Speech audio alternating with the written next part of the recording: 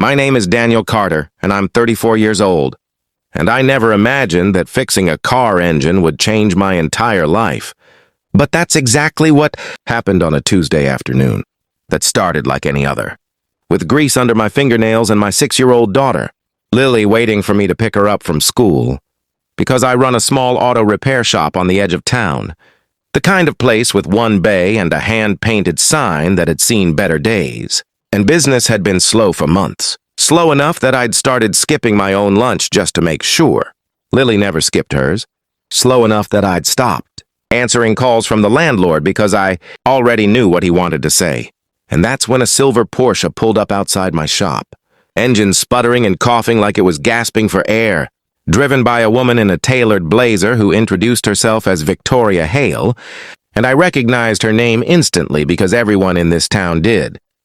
She was 39, the CEO of a tech company that had just gone public, the kind of person whose face showed up on business magazines while mine showed up on overdue notices, and she looked at my shop with a mixture of doubt and amusement, her eyes scanning the cracked pavement and the faded sign, and said her car had been stalling for a week and every dealership in the city had turned her away because they were booked out a month. And half joking, half testing me, she said, "Fix my Porsche and I'll marry you," and laughed like it. Was the punchline to a joke only she found funny. And I laughed too, because what else do you do when a stranger says something like that? And I said I'd take the challenge.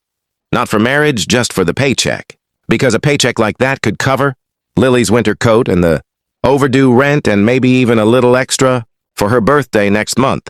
So I popped the hood expecting a simple diagnosis, maybe a bad sensor or a clogged filter. And that's when everything shifted. Because tucked beside the engine block, wrapped in an old cloth that had gone stiff with age, was a small leather journal, water-stained and fragile at the edges, and inside it were handwritten letters, dozens of them, addressed to a man named Charles Hale, and as I read the first page, my hands went still, because the letters were from a mechanic, an old family friend who had once worked on this very car decades ago. Someone who wrote about long nights in a garage not unlike mine, about the satisfaction of fixing something broken and watching it run again. And one letter mentioned a scholarship, fund the writer had quietly started for kids whose parents couldn't afford trade school.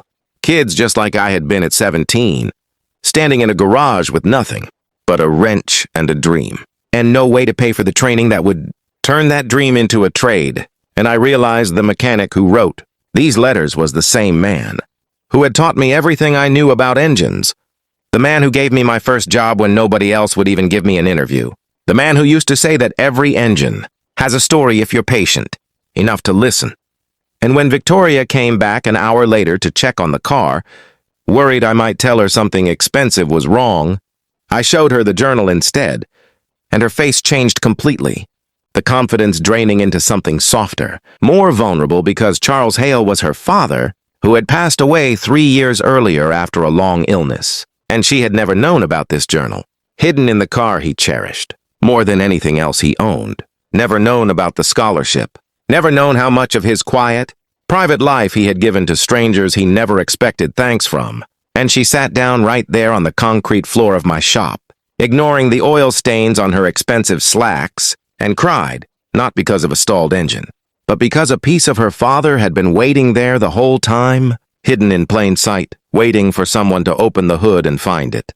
And when I finally repaired the car, a simple fuel pump issue that took me 2 hours once, I stopped staring at the journal long enough to focus. She didn't laugh about marriage again.